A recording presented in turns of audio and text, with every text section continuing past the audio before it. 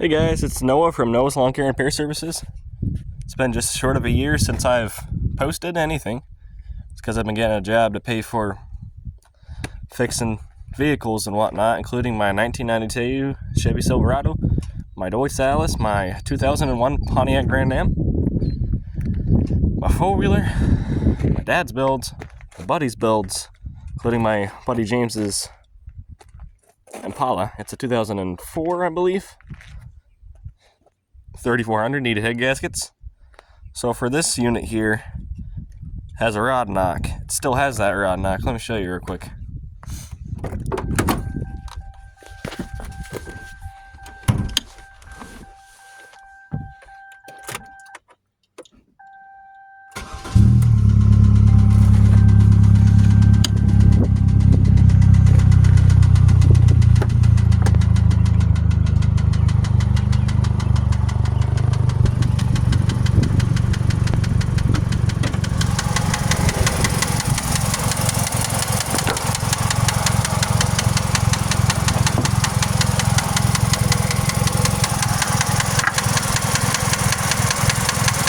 It's a lifter, but it's actually the wrist pin on the rod.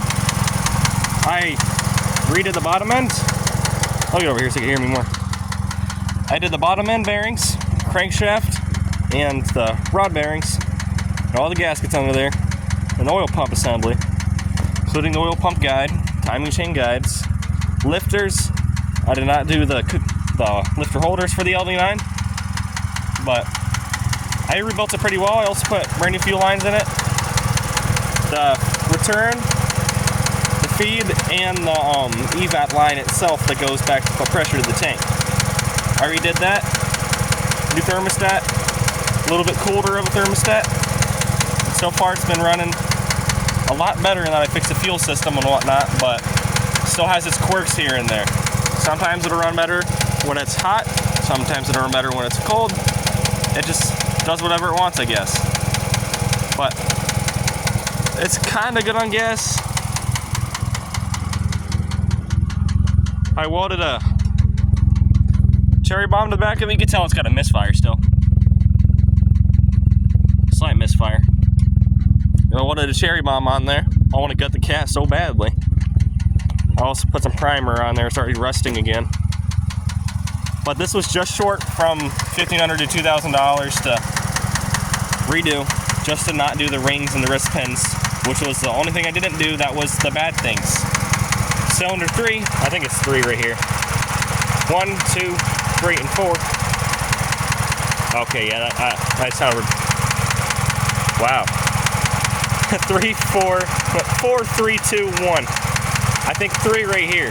Yeah, this is the one I only got 70 pounds of compression. It's also the one I think is knocking. While I was under there, I felt for playing the wrist pins, I didn't feel any. So even if it was, it should last a while. This one lasts in roughly 20,000 miles with the knock in general. My buddy drove it for 15,000 without it. 15,000 to 20,000 with it. I can't remember too well. It's only got 87,000 on it right now, and I started driving at 85. Yeah. But she likes life so far. And I just installed a brand new pair of Boss Audio 212s I got off of Marketplace. Don't mind the Burger King ads. And then a 2400 watt Audio Tech amp. Let me show you the, where's it say it at? Down there, 2400 watt max power.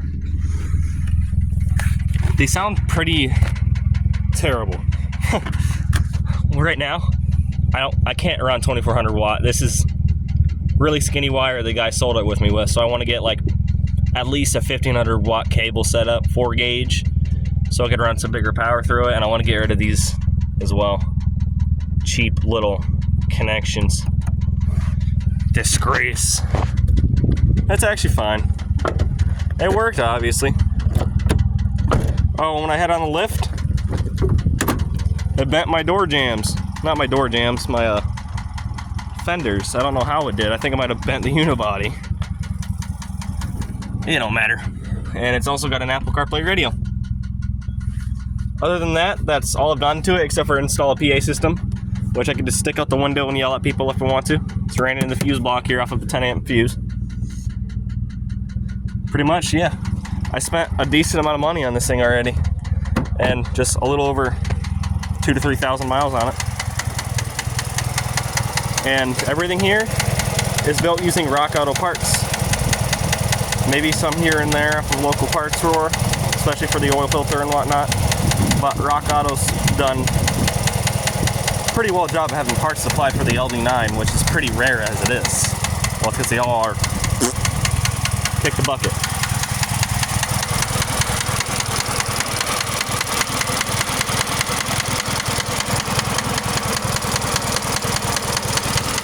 Why does it actually low-key sound like it's coming from the transmission?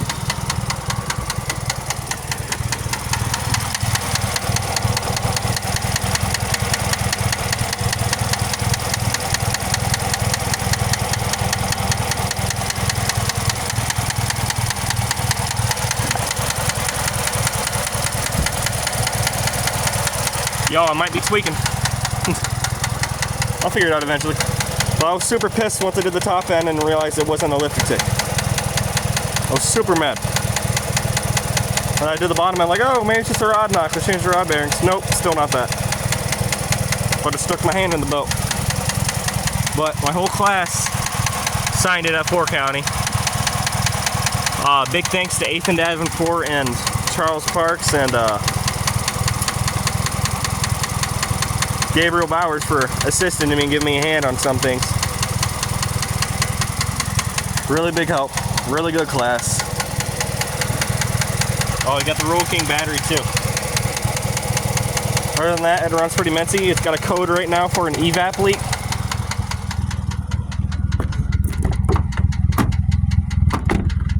Which, I don't know why, because I just replaced basically the whole evap system.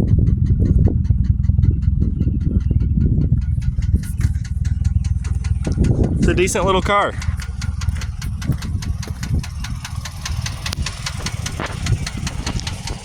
It can go 100 on a good day.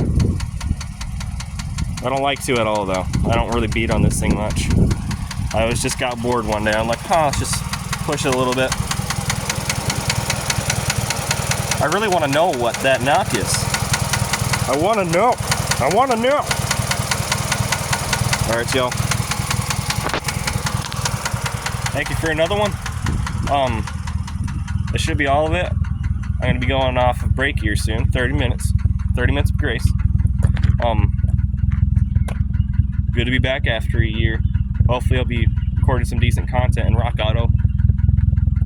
It'd be really nice if you could reach out to me and at least like send me like some more refrigerator magnets, dude. I want my whole refrigerator coated in them. My mom wants them coated in refrigerator magnets.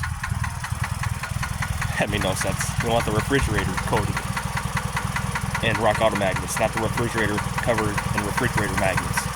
You know what I mean. Other than that, that'll be all for you today. Peace out.